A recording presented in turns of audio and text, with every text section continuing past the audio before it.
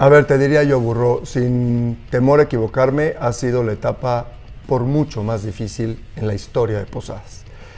No solamente pues porque tuvimos que cerrar 180 hoteles por 5 meses. Te podría decir que los últimos 4 meses es la ocupación más alta que hemos tenido en la historia de Posadas, aún cifras mucho anteriores a la pandemia. Y esto nos indica que la gente en realidad estaba desesperada por salir y extrañaba estar con los suyos y extrañaba compartir momentos increíbles. ¿Por qué no mejor volteamos la vista hacia aquello que haces muy bien, donde te muestras con excelencia, donde fluyes, donde te sientes productivo, creativo, donde sientes que el tiempo se te pasa volando? Que yo voy a aprender mucho más de ti a través de tus éxitos que si yo te preguntara, ¿qué no haces bien, Burro? ¿Cuáles son tus debilidades? ¿En dónde te sientes fracasado? Las debilidades no dicen prácticamente nada de la persona. Lo que dice de la persona son sus fortalezas.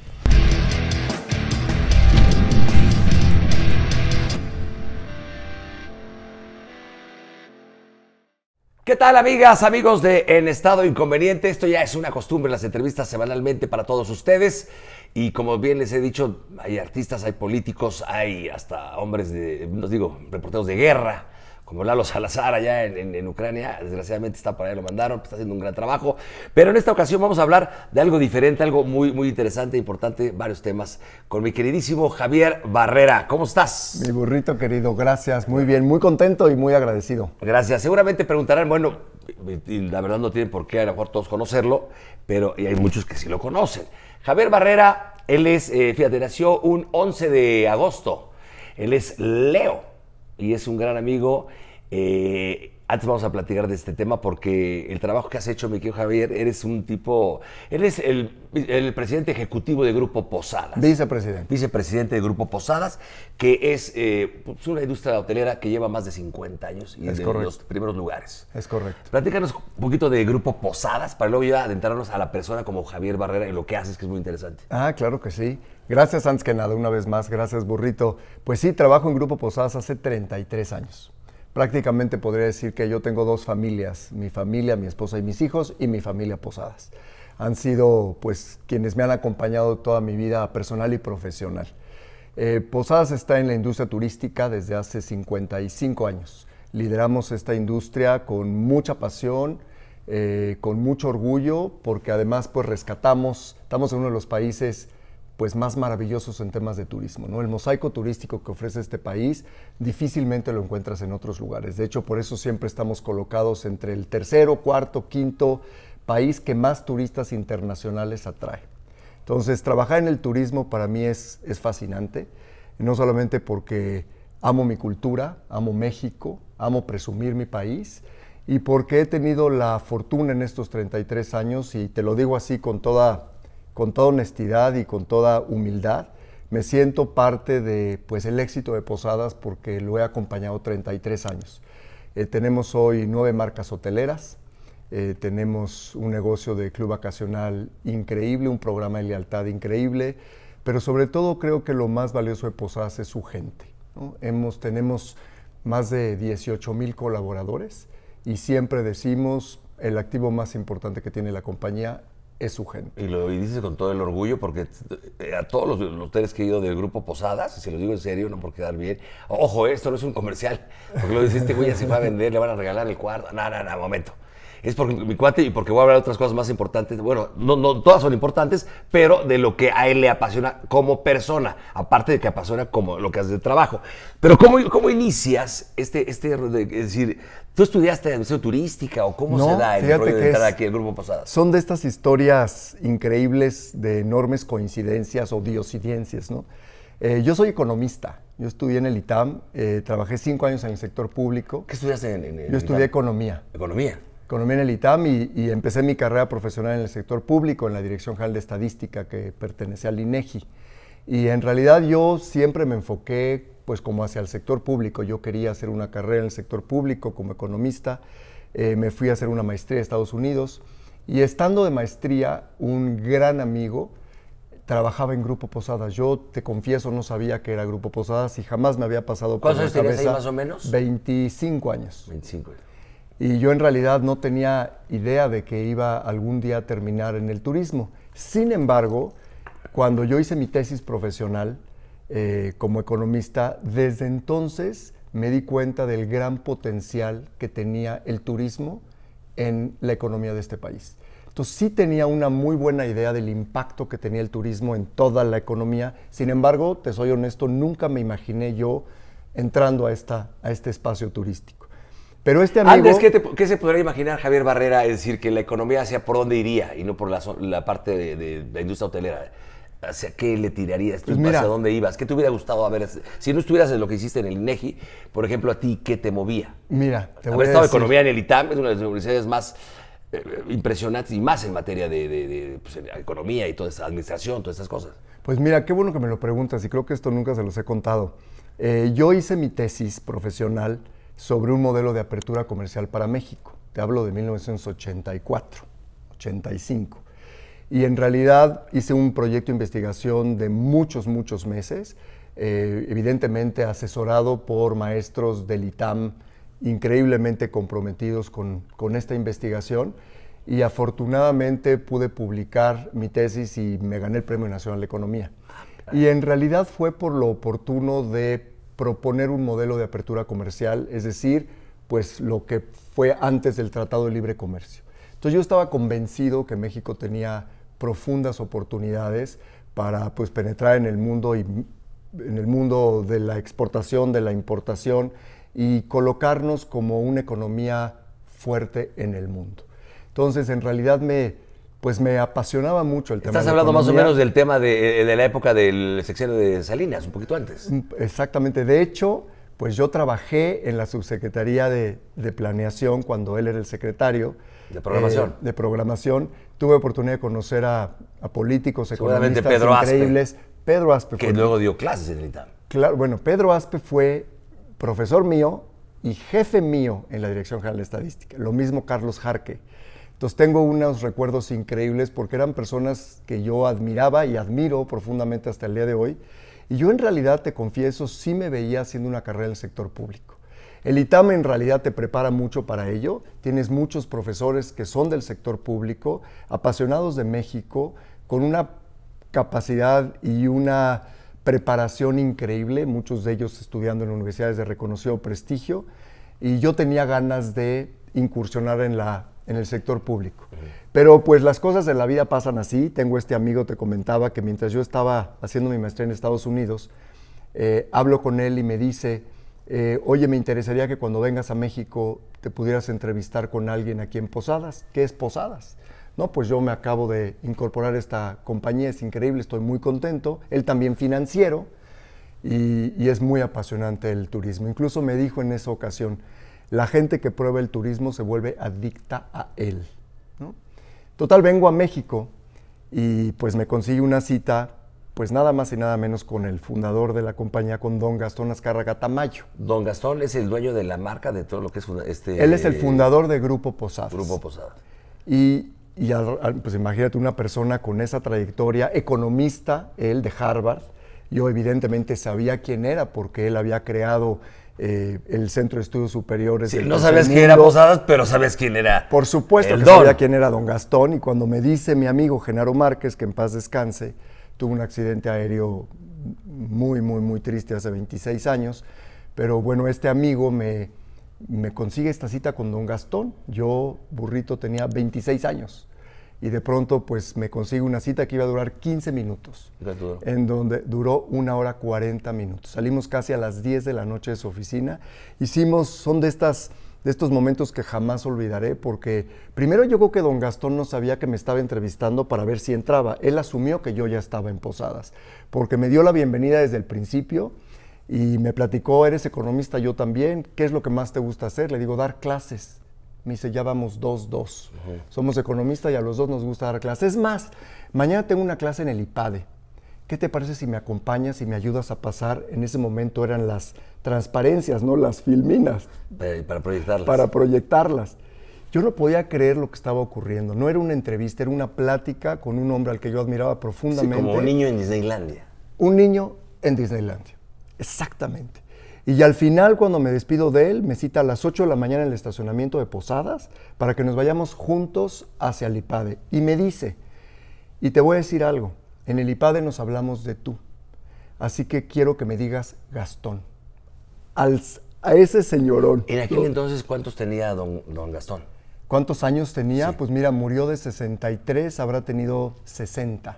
Hijo, joven, Sí, murió. murió muy Igual que joven. mi padre, 63 años. Muy joven.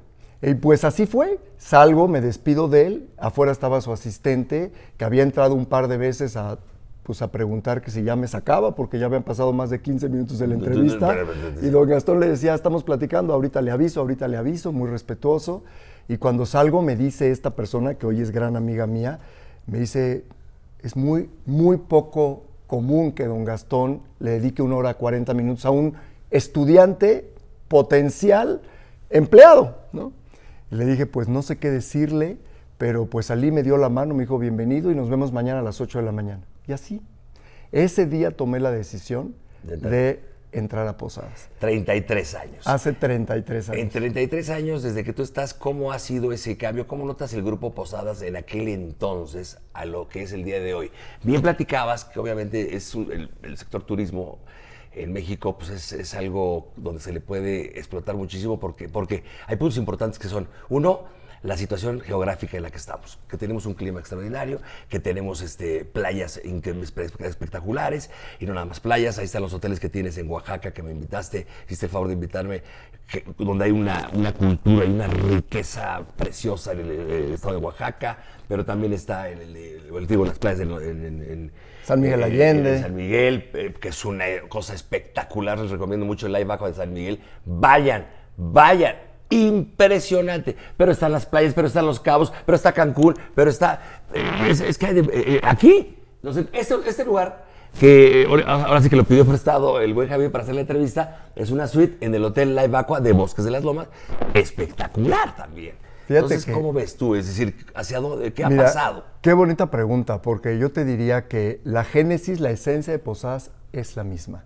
Desde que don Gastón fundó esta compañía, la fundó con valores inmutables y con un sentido de servicio y sentido de orientación a resultados, buen humor. Esos valores que implementó don Gastón hace 50 años siguen siendo los valores que nos rigen hoy.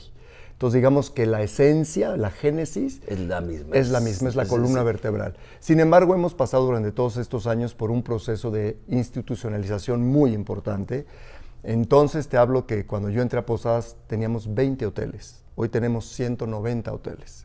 Entonces he sido testigo de ese crecimiento acelerado de la compañía y de incursionar en prácticamente todos los estados de la República. También ya estuvimos en Sudamérica 10 años. Y tienen hoteles también en Cuba, ¿no? Y tuvimos hoteles en Cuba, ya no tenemos hoteles en Cuba y hoy, el año pasado abrimos nuestro Live Aqua en República Dominicana, en Punta Cana. Y ya tenemos otros 3 contratos firmados y vamos a incursionar en el Caribe no mexicano. Entonces, en realidad he sido testigo, pues la industria turística, como muchas industrias, es muy cíclica y desafortunadamente somos pues muy sensibles a cambios geopolíticos, ambientales. Pues, ¿qué me dices ahora de lo que acabamos de vivir de la pandemia?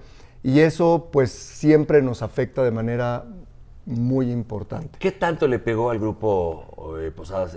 Digo, es una pregunta a lo mejor un poco tonta porque les pegó a todos los sectores, pero a nivel hoteles sí pasaron un poquito como de aceite, como dice vulgarmente, no sé. A ver, te diría yo, Burro, sin temor a equivocarme, ha sido la etapa por mucho más difícil en la historia de Posadas. No solamente pues porque tuvimos que cerrar 180 hoteles por 5 meses. Sí. Tuvimos que cuidar a nuestra fuerza de trabajo y vivir en este mundo de terrible incertidumbre. Todos te acordarás, estábamos en Oaxaca contigo. Estábamos en Oaxaca, la inauguración del Live Aqua de Oaxaca. Del gran fiesta americana. El gobernador ahí estuvo hablando, cortando el listón, Ese fue, y ahí empezó el rollo de la pandemia. Exactamente, ese fue el último fin de semana que estuvimos abiertos, Burro. Y todos pensábamos, y no me dejarás mentir, que esto pasaría en 1 mes, en 2, en 3 meses, y de pronto se empezó a extender y extender y extender. Y fue un proceso pues muy complicado, si bien, como bien dices, a prácticamente todas las industrias, y digo prácticamente porque no a todas, nos pegó muy fuerte. A la tuya y a la mía fue a la que más fuerte nos pegó. A la industria del entretenimiento y a la industria del turismo. Pero fíjate, yo gracias a Dios, al patrón, hablo de allá arriba, que fíjate que fuimos de los pocos afortunados porque muchos compañeros de trabajo perdieron, no había novelas, no había foros cerrados, pero el foro de hoy, el foro de miembros, todo ese rollo, como había que entretener, tuvimos que hacerlo diario, en vivo. Increíble, increíble. Y eso en realidad, yo a todos los artistas y a todo el mundo del arte y de entretenimiento les agradecemos, que si no haber sido por ustedes, habría sido mucho más complicado nuestro aislamiento, porque vivíamos escuchándolos, aprendimos a escuchar conciertos virtuales, podcasts. Y muy buenos, sí, claro. Muy buenos, pero... y ustedes tuvieron también que reinventarse para seguir ofreciendo pues estas experiencias de entretenimiento a todos los que estábamos en casa, ¿no? Durante mucho tiempo. Pero yo como digo, Javier, ya pasó, hay que ser positivos. Yo también. Vamos para adelante. ¿Y cómo también. estamos hoy en día? Veo que este hotel ya está en un 70-80%, sí, o por obvias razones, pero ahí vamos para arriba y todos los hoteles seguramente. Afortunadamente ya, como bien dices, estamos lo que llamamos una nueva era, ¿no? Hoy mirando hacia enfrente, mirando hacia un futuro increíble, porque algo que sucedió con la pandemia es que el viaje se volvió aún más importante. Si ya lo era, la pandemia nos enseñó a todos lo importante que es generar experiencias memorables con la familia, con los seres queridos, y viajar se ha vuelto una altísima prioridad. Nada más que tenemos un reto, porque hoy la gente también ya viaja de manera diferente. Y nos hemos tenido que adaptar a esas nuevas tendencias del consumidor, ofrecer mucho más tecnología, entender que muchas de las sesiones que antes eran presenciales hoy serán híbridas o incluso algunas virtuales, como grupos y convenciones, pero tener abiertas las puertas de todos nuestros hoteles hoy, sobre todo en los destinos turísticos, hemos tenido años de ocupación récord, Burro. Te podría decir que los últimos 4 meses es la ocupación más alta que hemos tenido en la historia de Posadas, aún cifras mucho anteriores a la pandemia. Y esto nos indica que la gente en realidad estaba desesperada por salir y extrañaba estar con los suyos y extrañaba compartir momentos increíbles. Entonces, afortunadamente nosotros y toda la industria ya está en una franca recuperación. Hay algunos segmentos que todavía están flojos, que ahí vamos. El segmento, por ejemplo, de viajeros de trabajo, de negocios, todavía por ahí va, porque lo hacen de una manera virtual, como tú dices, o el Zoom, o ese más medios. Virtual, y está regresando, pero nosotros estamos confiados que para el 2023 ya vamos a estar prácticamente en los mismos números que estábamos prepandemia. Y te das cuenta también que eso todavía que si ya de por sí lo eran, un lugar, Grupo Posadas, donde llegas, te saludan hasta con la mano aquí de buenos días, adelante, bienvenido, buenos días. Ahora tienen que reinventarse aún más y mejor para poder atender a esa gente que tan necesitada estaba de viajar con sus familiares a algún lugar. El Grupo Posadas ahí está en primer lugar. Bueno, exactamente. Señoras y señores, vamos a hablar o algo que quieras agregar de Grupo Posadas. Pues gracias, nada más gracias y gracias a todos los mexicanos, porque nos pusimos todos la piel de México. Es increíble la cantidad de mexicanos que viajamos por México y esa solidaridad que nos caracteriza, Burro. Tú lo has visto y tú has sido testigo y has narrado muchas de las situaciones y coyunturas difíciles que hemos vivido, pero nada como los mexicanos. No, el mexicano se cuece aparte. Se cuece aparte, viajamos, admiramos nuestro país, recomendamos nuestro país, promovemos nuestro país. Todos ustedes que usaban el hashtag Viaja por México, ven a México, conocen los destinos, todos hacen turismo, ¿no? Y no nada más para el Grupo Posadas, yo creo que para toda la industria hotelera de México hay que ser, el sol sale para todos. Totalmente. Y es padre que la competencia sea sana y hay que ponerse las pilas todos los grupos de hoteles para saber quién es el mejor, está padre, de una manera limpia y sana, ¿no? Totalmente. Así que saludos a todos los grupos hoteleros de este país. Bueno, y ahora vamos a hablar con el señor Javier Barrera como persona. Y para empezar, y si al ratito me lo permites porque me estoy haciendo una bebé, pero quiero que me digas primeramente, ¿tienes algo que estás cocinando que por ahí me enteré y somos grandes amigos y no me lo has platicado? ¿Por qué no lo cuentas al público? ¿Qué es lo que traes entre mente antes de meternos en tu zona de confort? Aparte, bueno, obviamente, tu zona de confort del rollo de la hotelería, todo este rollo pero tienes cosas muy importantes que haces dando conferencias, que ahorita lo vamos a platicar, y otras cosas importantísimas, pero ¿qué es lo que estás cocinando para a corto plazo? Pues bueno, ya sí, ya. Sí, así directo. Pues mira, empiezo por el final y después nos vamos regresando. ¿Te parece bien? Como tú quieras. ¿O quieres de una vez la conclusión? Tú dime. Yo lo que quiero es que me cuentes eso que estás cocinando, que por ahí me enteré y dije, qué mala onda es mi cuate y no me dice, no. Bueno, porque pues, digo, a lo mejor luego dice que se queman las cosas, pero eso no se va a quemar porque tú eres un fregón. Es que no sé ni qué es, pero más o menos tengo la idea. Bueno, te cuento. Después de pues, muchos años de trabajo y de investigación, finalmente me decidí escribir un libro. Qué maravilla. Y entonces ya Aparte que ya eres abuelo. Aparte que ya soy abuelo y estoy a punto de ser abuelo de mi segunda nieta, que ha sido de las experiencias más emocionantes de mi vida, de verdad, de verdad. Cualquier cosa que te dijera, no hay palabras para expresar de veras esa emoción tan enorme de ver a tu hija ser mamá, es algo increíble. Es que sabes una cosa que yo cuando hago entrevistas, Javier, me gusta, entra una pregunta de a lo mejor dirá, este güey no me deja hablar, pero es que, y mucha gente me lo critica, pero es que me emociona tanto cuando estoy entrevistando a alguien del sector que sea.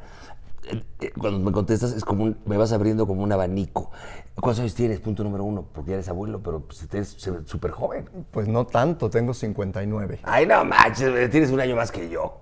Y eres abuelo. Y ya soy abuelo. Bueno, una princesa. Una princesa y una que está en 2 meses.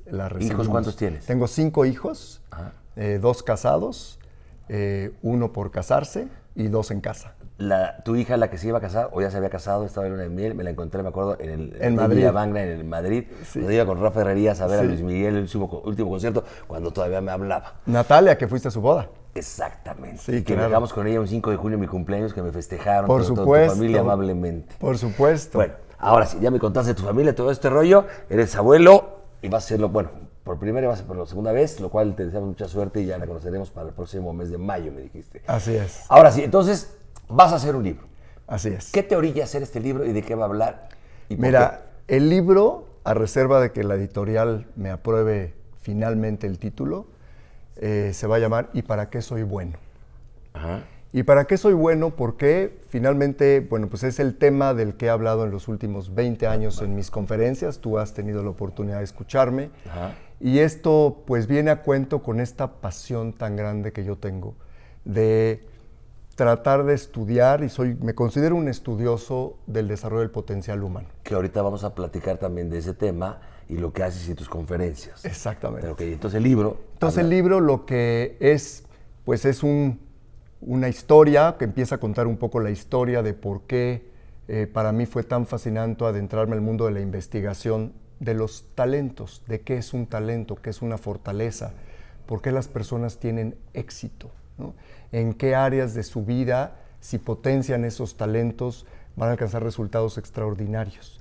Y me dediqué a estudiar por muchos, muchos años a las personas que en realidad se definían ellas mismas como exitosas, triunfadoras, que se sentían reconocidas, que se sentían vistas, que se sentían que despegaban, que despuntaban, que estaban en plenitud personal y profesional.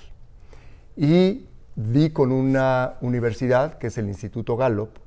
Tuve la fortuna de conocer a su fundador, de nombre Donald Clifton, que ya murió, que creó lo que se llama un movimiento, la Revolución de las Fortalezas, donde él, en realidad, como estadista, como antropólogo social y como psicólogo, tenía esos 3 títulos de doctorado, se dedicó a estudiar por qué el mundo estaba apasionado con las debilidades, burro.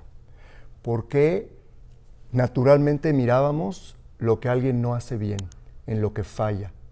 Incluso decía, ¿por qué la gente habla de corregir debilidades? Las debilidades no se pueden corregir, se pueden manejar, pero no tenemos nada que corregir, el ser humano no está roto, ¿no? Decía, ¿por qué no mejor, en lugar de ver aquello que no haces bien, que te falta, que pudieras mejorar, ¿por qué no mejor volteamos la vista hacia aquello que haces muy bien, donde te muestras con excelencia, donde fluyes, donde te sientes productivo, creativo, donde sientes que el tiempo se te pasa volando? Esos son estos momentos en donde... Importantísimo. Porque sabes una cosa, y me darás la razón, que siempre ahorita lo que estás diciendo, la neta yo nunca te había, de lo que vas a escribir y de lo que... Nos vamos a ligar con el otro tema de directo, pero espérame tantito. El ser humano siempre, y es un error gravísimo que tenemos todos, porque yo también lo tengo, siempre somos como fanáticos de autodestruirnos, de soy un pendejo, soy un estúpido, porque siempre ver las cosas malas que hacemos y no las cosas buenas que hacemos, que también tenemos. Todo ser humano tiene cosas malas y todo ser humano tiene cosas buenas. Totalmente. Correcto, habrá unos que más malas que buenas. Pero eso que me estás diciendo es muy importante, porque siempre criticamos y nos autocastigamos. ¿Por qué el foco en las debilidades? ¿Por qué ahí el foco? El foco tiene que estar en las fortalezas. ¿Por qué en una entrevista de trabajo te preguntan cuál es tu debilidad? Esa no falla. ¿Por qué te preguntan dónde eres un chingón? ¿Por qué no te preguntan, a ver, cuéntame aquellos momentos donde pierdes la noción del tiempo? Y yo les digo, nárrame un momento de optimismo. Exactamente. ¿En qué momento sentiste que tu reto y tu talento se cruzaban y que perdiste la noción del tiempo, que te sentiste productivo, te sentiste poderoso, te sentiste creativo, volteaste y ni te diste cuenta cuando pasó el tiempo, quisieras repetirlo? Donald Clifton decía una frase que un éxito que se celebra y se festeja tiene más probabilidad de repetirse, ¿sí? Y señalar a las personas por aquello que hacen bien, reconocer a las personas. Burro, qué capacidad de convocatoria tienes, qué increíble nos hace sentir a todos cuando nos entrevistas, cómo te vas metiendo poco a poco, tienes esta gran capacidad de sentir las emociones de los demás, además tienes este carisma que entretiene, por eso llevas tantos años ahí. ¿Cómo es que has tenido tanto éxito, Burro? Porque yo voy a aprender mucho más de ti a través de tus éxitos que si yo te preguntara, ¿qué no haces bien, Burro? ¿Cuáles son tus debilidades? ¿En dónde te sientes fracasado? Las debilidades no dicen prácticamente nada de la persona. Lo que dice de la persona son sus fortalezas. Déjame darte un ejemplo que me gusta muchísimo. La gente trascendemos por nuestros talentos. Ahí te doy un ejemplo.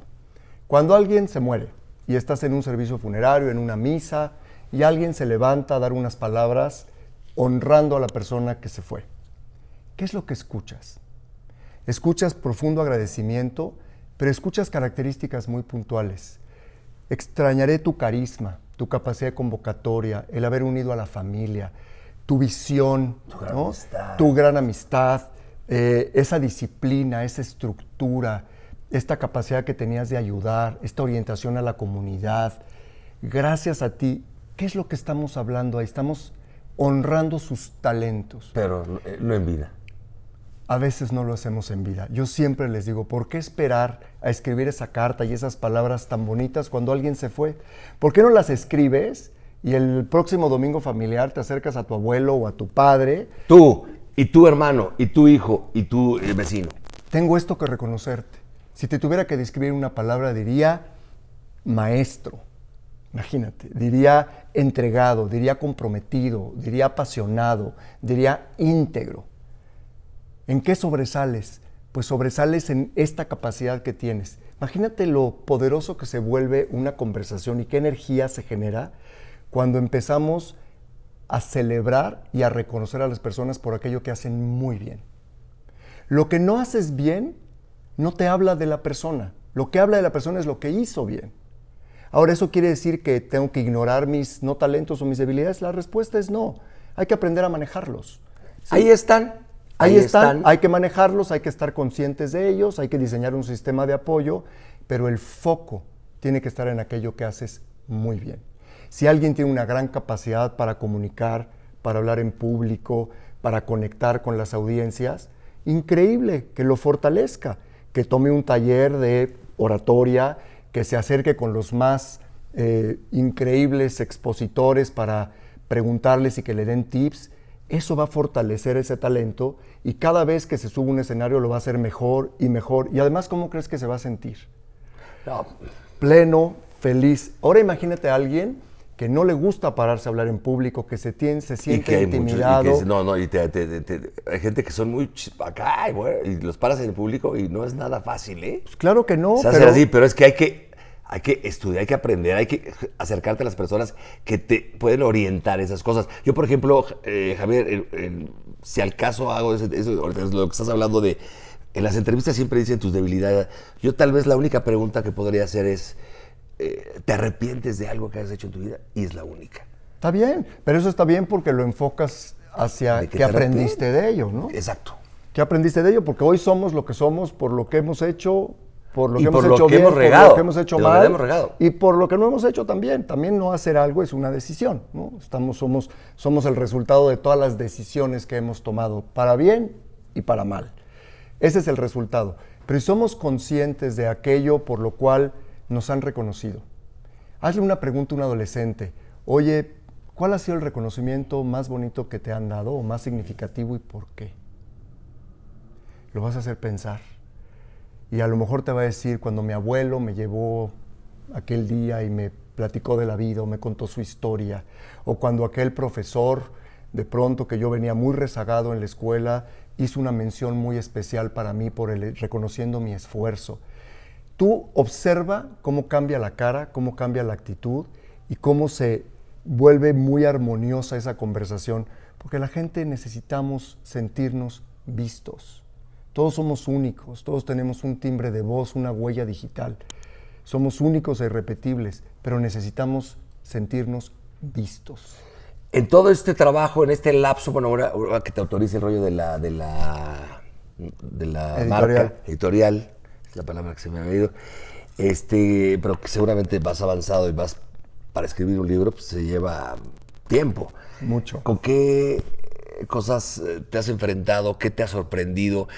¿Has notado cosas más pesimistas, personas más pesimistas que optimistas? Es decir, ¿qué has encontrado? Platícanos un poquito. Mira, pues sí, en realidad yo me dedico muchísimo a jóvenes. De hecho, este va a ser el primer libro de varios, porque lo voy a desdoblar enfocado a muy diferentes audiencias. Voy a hacer uno para jóvenes, sobre todo estos jóvenes que están en proceso de elegir una vida profesional, académica. Y en el lenguaje también. O que están recién entrados a un trabajo y que tienen un poco que empezar a planear sus próximos muchísimos años de vida laboral, porque la vida laboral es muy larga. Yo te diría que serán, un burrito, 40 años va a ser nuestra vida laboral.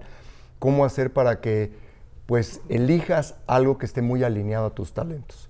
También hay otro capítulo que va a ser para padres formadores. Los formadores, Burro, que le dedico mucho espacio en mi libro. Hay un estudio de la Universidad de Gallup que habla de las 3 figuras más importantes en la vida de un ser humano. Son sus padres, sus maestros y sus jefes. Padres, maestros y jefes. Okay. Son las personas que más impacto tienen en la vida de un ser humano. A los que yo llamo formadores. Y todos vamos a ser formadores tarde o temprano. O de un hijo, o de un colaborador, o de un nieto. O de un nieto, o de un alumno. Todos vamos a formar a alguien y como formadores tenemos esa gran obligación de mirar aquello que hacen bien. Poderlos describir en una palabra, poderlos celebrar, poderlos invitar a que potencien sus talentos. Y aquí quiero hacer una precisión. En México y en algunos países de habla hispana, cuando hablas de talento, se interpreta como el talento artístico, para bailar o para cantar o para tocar un instrumento. Aquí en realidad, esta herramienta de base científica tan poderosa identifica 34 temas de talento. La capacidad de ver conexiones en los datos, la capacidad de tener este poder de convocatoria, de romper el hielo, de establecer relaciones profundas uno a uno, la capacidad de mirar hacia el futuro y poder planear tu vida, la capacidad de indagar en el pasado y entender lo que sucede hoy, dado lo sucedido en el pasado, la capacidad de vivir en el presente, en el aquí y en el ahora, y ser bueno para improvisar. Ustedes, por ejemplo, tienen que tener ese gran talento porque tú te enfrentas a un mundo en donde pueden ocurrir de hoy a mañana cosas que vas a tener que comunicar y vas a tener que aprender a improvisar. Hay gente que tiene un gran talento para pensar, reflexionar, profundizar y llegar a la causa raíz. Y a la toma de decisiones. Hay gente con esa visión que toma decisiones muy rápidas porque tiene esta brújula interna que le indica cuál es el camino. O decisiones muy rápidas que pueden tener de algún efecto desastroso en tu, ¿no? Totalmente, si no lo pensaste bien. Hay gente que es muy prudente, muy deliberativa, anticipa los riesgos, es cuidadosa, es observadora, respira. Hay 34 y todos esos los estudia esta herramienta a profundidad. Y lo que a mí me gusta mucho es aplicar esta herramienta para identificar dónde están tus 10 talentos dominantes. ¿Qué es lo que haces increíblemente bien casi siempre? ¿Y dónde deberías de enfocarte? ¿Cómo lo fortaleces? y identificar también aquello que no haces muy bien para definir si hay que mejorar un poco o si lo puedes complementar con algún talento bueno que tengas o con el de alguien más. No hay nada como una asociación poderosa. Por eso existen pues, las grandes parejas o tercias o grupos de personas que son un equipo de altísimo desempeño porque cada quien hace lo que mejor hace. Te voy a dar un ejemplo. Aquí estamos, en este foro, en una diversidad increíble de talentos. Tenemos personas del hotel que han acondicionado este espacio de una manera increíble para que te sientas bien entrevistado. Estás tú como conductor con una trayectoria increíble haciendo entrevistas y haciendo comunicación estratégica. Tenemos gente talentosa en las cámaras. Tenemos técnicos en las cámaras, en la iluminación, en la edición. Si de este resultado sale un producto bueno, fue gracias al talento de todos. Pero yo no podría ser... Es que todo va... Es una cadena de eslabones. De valor. Que no, y siempre lo he dicho en un programa cuando yo hablo al final de la serie de 40 y 20 y el último capítulo hablo con... Sin el del ballet de afuera, si está mal o no está, se rompe ese eslabón y vale madre el producto. Absolutamente. Todos son importantes. Y además, yo no podría hacer lo que tú haces mejor que tú, ni yo podría hacer lo que hace el señor técnico de fotógrafo, o el director de arte, o el señor editor, o el gerente del hotel. Yo no podría hacer eso mejor que lo que hacen ellos. Bueno, ni el de la agua, que por cierto, a ver si pagas. Si este señor hubiera pedido agua, no sé, estoy muy contento. Es una tontería lo que estoy diciendo, pero es la verdad. Es que todo tiene algo que ver. Y si cada quien nos enfocamos en lo que hacemos bien, creamos un equipo de alto desempeño. Pero eso tiene que ver con, mira lo que hicimos ahorita, reconocerte y agradecerte esta entrevista, reconocer al señor que está aquí hace 12 horas montando esto para que suene y se vea perfecto, al de la iluminación, al que va a editar después. Si no fuera por ellos, esto no sería posible. Y si así empezamos a ver, y esa es mucho la esencia de mi libro, ¿no? Mucho enfoque en reconocer, en celebrar, en identificar los talentos de los demás para poderlos apoyar, si tú eres un maestro, que lo somos, o un formador, para que los potencien. Pero además para reconocer cuando te apoyan a ti en algo que tú necesitas, porque eso nos va a hacer muchísimo más poderosos. No existe un solo ser humano que tenga todos los talentos. Todos tenemos talentos muy dominantes, talentos medios y no talentos. Esos somos todos los seres humanos del mundo. Sí. Es como en el cine, que platicaba Gustavo Loza, en su momento el Negro González Iñárritu también me decía, puede llegar el guión más fregón del mundo, un guión espectacular para una película, maravilloso el que la escribió, pero si el que te la va a contar, por eso es tan importante, y es el primer crédito en las novelas, y esto lo hacen al revés. El productor es el importante, le digo con todo respeto a los productores de televisión que son amigos, sino en el cine el más importante es el director. ¿Por qué? Porque si llega un buen guión, el que te va a contar la película, si la riega, el guión es muy chafa. Depende cómo la cuente el director, al que la va a ver. Totalmente. Ahora, yo tengo una pregunta. ¿Qué papel juega, que creo que es un papel fundamental, el Internet en lo que estás hablando? Porque nos hemos hecho muy flojos, nos hemos hecho... es increíble que las chicas, los chavitos de ahora se tomen y se gasten el tiempo. Te mandé por ahí un cuate de un director que habla y dice, es un arma muy poderosa, muy filosa, muy peligrosa el Internet, que ahora, por ejemplo, las niñas se toman 45 minutos de su tiempo para sacar 45 fotos, a ver en qué ángulo se ven más flacas. Y como decía, si estás gordita, estás gordita. Pero ¿para qué gastas esto? Entonces, ¿a qué va con esto? El Internet juega un papel importante en muchas cosas de lo que tú estás hablando. ¿En qué podría ser?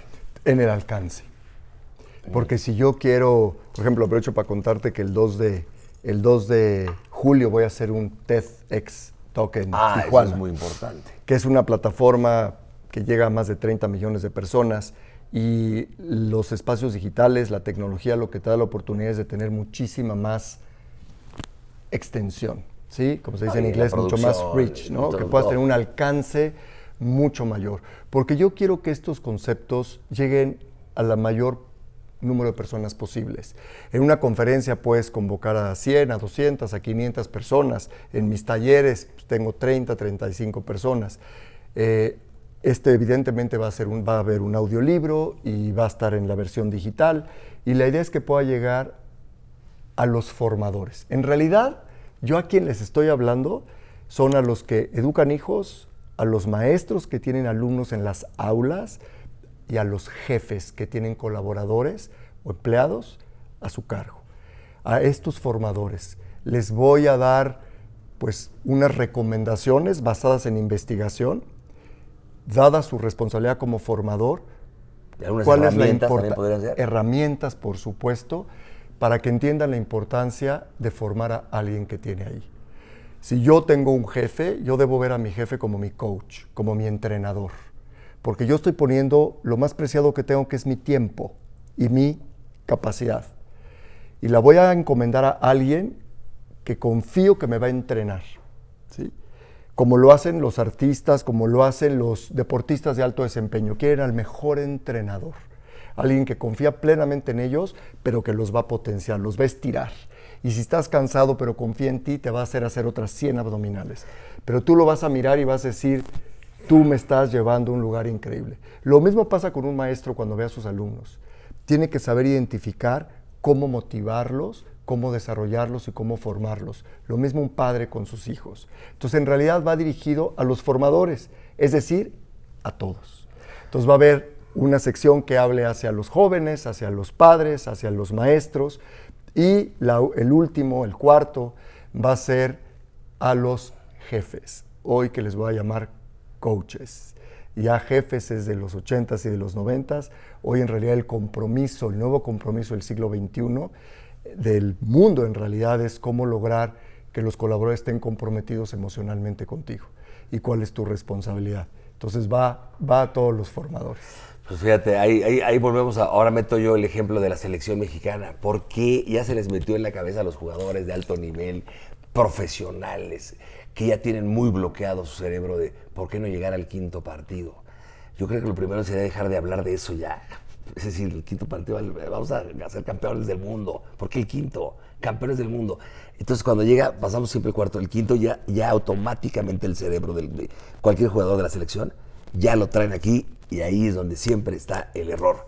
Motivar a esas personas, hacerles cambiar ese chip que traen ya como atorado, como con un imán pegado ahí. Y mucho tiene que ver los medios, muchas cosas que ahí están. Pero bueno, ¿tu libro para cuándo va a salir? Esa es una pregunta que te hago ahorita. ¿Para cuándo lo podemos ya obtener? Haces conferencias, es decir, ¿dónde se te puede ver? ¿De qué hablan tus conferencias? ¿Por qué ir a ver y a escuchar una conferencia de Javier Barrera? Pues mira, el libro estoy planeando que salga a final de año, ¿no? Ahorita ya tenemos un calendario pues muy riguroso para entregar, digamos, los últimos capítulos hacia el verano, y ojalá lo pudiéramos estar publicando hacia finales de año. Mis conferencias hablan justamente de este rol del formador y de la importancia de descubrir y fortalecer nuestros talentos. Les hablo mucho de esta herramienta, les hablo mucho del tema de psicología positiva, de esta revolución de las fortalezas, de esta evolución que ha habido en los sistemas educativos de las economías más poderosas, que en todos los casos ha sido enfocarse en las fortalezas. Esto no es una coincidencia, esto es un estudio de base científica que habla de los países más desarrollados, las economías más avanzadas, las personas que se refieren a sí mismas como más exitosas, son aquellas que dejaron de ver aquello que no tenían y que les faltaba, quitaron el foco en las debilidades y pusieron el foco en las fortalezas. Entonces, dependiendo de la audiencia, yo pues trato de adaptar el discurso y la conferencia pues para darles algunos mensajes muy puntuales. A mí siempre me gusta siempre pienso cuando acabe mi conferencia, ¿con qué quiero que se queden? Y pienso en las 2 o 3 mensajes que quiero que se queden, porque después de una hora y media de conferencia, en realidad podrías perder un poco el foco. Yo tengo un talento que se llama enfoque, entonces planeo muy bien y digo, ¿con qué quiero que se queden? Con estas 3 ideas. Es que eso es una cosa importante, Javier. De repente, si tú vas a dar una conferencia de 2 horas y media, eso no tiene tanta penetración. La conferencia no debe durar más de 45 o 50 minutos, desde mi punto de vista. Ahorita mi TED Talk dura 15 minutos. Te piden que dura 15 minutos. Pero es que entonces, son expertos. Imagínate el reto de condensar y decir lo más importante. Entonces yo empiezo la conferencia diciendo, voy a hablar de estos 3 temas. Conforme los voy desarrollando, digo, este fue el tema 1 y lo enlazo con el 2 y el 3. Y siempre termino inicié diciendo que iba a hablar de estos 3 temas.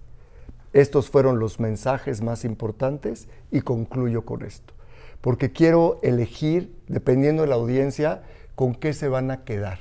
Ustedes padres, ustedes jóvenes, universitarios, ustedes colaboradores de empresa, ustedes jefes, ustedes empresarios, ¿con qué se van a quedar?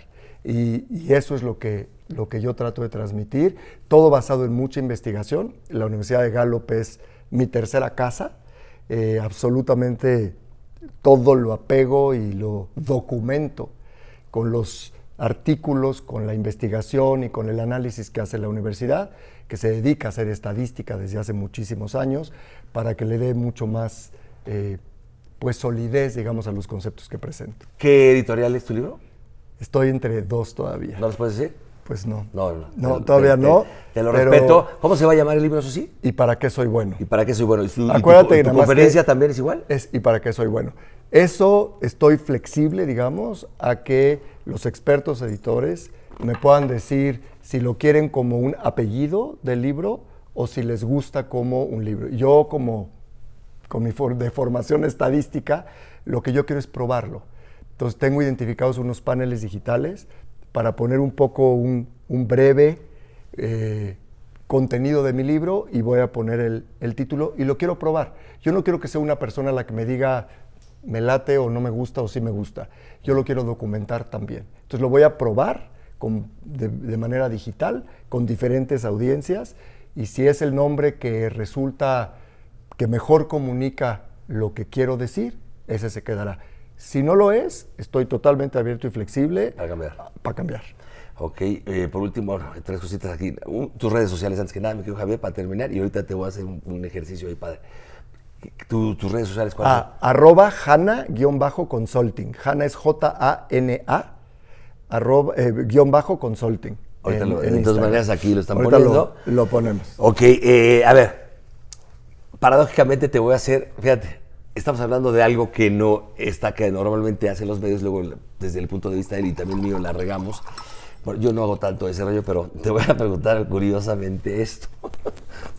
¿Te arrepientes de algo en tu vida? Y si te arrepientes, dime de qué. Mira, te voy a decir de qué me arrepiento. Me arrepiento de haber vivido, sobre todo entre los 22 y 40 años, con estas ganas de comerme el mundo, haciendo demasiadas actividades, tratando de ganarle tiempo al tiempo, acortando un semestre de mi carrera, yéndome de maestría a los 22 años, entrando a trabajar inmediatamente, di 15 años clases en el ITAM, asesoraba jóvenes desde entonces todos los fines de semana. Más que me arrepiento, si yo regresara el tiempo, ¿qué harías? Habría disfrutado más. De la vida con tus cuates, con tus novias, con sí. Bro, es decir, cuando si no tienes pareja, de eso. Habría disfrutado más, me habría divertido más. Yo creo que algo que sí podría decir, no me divertí porque yo estaba muy obsesionado, y esto pues es una creencia incluso pues que viene muy heredada de mi padre, de la luna no es de queso y hay que morirse en la raya y hay que romperse el alma. Y yo siento que me perdí pues muchos momentos de mis hijos, muchos fines de semana, me perdí muchos momentos con mis amigos, y hoy diría, y si estuvieran jóvenes ¿Tratas escuchando... de recuperar eso, que ya estés un poquito más sí, grande? Hoy estoy mucho más consciente y trato de balancearlo un poco mejor. Quizá ya, para ser más claro, hubiera balanceado un poco más mi vida. Ok. ¿Qué te hace llorar? Híjole, te voy a decir... A lo mejor es algo bueno, ¿eh? ¿Sabes qué me hace llorar? Malo, ¿eh? Fíjate, yo soy una persona que me cuesta mucho llorar, mucho llorar. Dentro de mis talentos no tengo estos talentos de relación. ¿Eres una persona que le dan miedo a expresar sus emociones? Mucho, sí. Sí lo soy. No las sí expresas. Lo soy, no las expreso. Si tú te dan ganas de pinche burro, no mames, qué ganas tenía de que lo sientas y no lo dices. Ahora sí, porque lo he trabajado mucho, pero de manera natural no estoy cableado así. Ahora, ¿sabes qué me hace llorar? Bueno, mucho la música, pero... Puede ser un amanecer. Los festejos, te voy a decir qué. ¿El nacimiento de tu nieta? El nacimiento de mi nieta, esos momentos familiares increíbles, sí. Lo que más me hace llorar es si yo estoy viendo, por ejemplo, las Olimpiadas. el momento del podio, el himno nacional, cuando izan la bandera y sueltan en llanto eso me hace profundamente llorar, porque lo que estoy viendo detrás es años y años de esfuerzo, de sacrificio, de dedicación, y ese gran momento que los está coronando me emociona profundamente. Cuando alguien cruza la meta, cuando alguien alcanza un objetivo, y puede ser desde alguien que logró levantarse de su silla de ruedas y dar el primer paso, alguien que logró algo extraordinario, pero sobre todo que viene impregnado de mucho esfuerzo, de mucha dedicación. A mí las historias de vida me hacen llorar. Para terminar, Javier Barrera, te voy a decir palabras y lo que te venga a la mente me lo contestas con una sola palabra. Va. Y terminamos. Va. Ponme mucha atención. Grupo Posadas. Prestigio. Don Gastón. Honorable. Padre. Responsabilidad. Esposa. Compañera. Hijos. Bendición. Nietos. Adicción. ¿Para qué soy bueno? Para comunicar, para hacer un trabajo intelectual, para analizar, para generar estructura y planes de mi vida. Pandemia. Reto. Guerra. Tristeza. Yo diría la estupidez más grande creada por el ser humano, pero son varias. Fíjate bien, se me fue la que te iba a decir que es muy importante, que la tengo aquí. Amigos. Lealtad. Javier Barrera. Lucha. Jorge Van Rankin. Carisma. Y por último, México. Orgullo. Voy a sumar una más. Dios. Dios. Todo. Él es Javier Barrera, gran amigo, ya lo saben, ya han escuchado todo lo que platicó aquí. Aprecio mucho tu apertura, a platicarme de todas estas cosas interesantes que haces, y la próxima vez que hagas una conferencia, pues invítanos para que la gente vaya a ver. Por supuesto que sí. Gracias a ti, Burro. Gracias, qué increíble. Me quedo muy contento y muy emocionado y con muchas ganas de ver el resultado. Gracias a todos ustedes que hicieron esto posible. Gracias de verdad, gracias a los que lo van a editar y los que lo están produciendo. Gracias por estar aquí. Hijo Javier. Burrito. Que te vaya muy bien. Saludos a la familia. Gracias. Igualmente. Gracias. Él es Javier Barrera. Nos vemos la próxima semana, señoras y señores. Gracias. Hasta luego. Agua,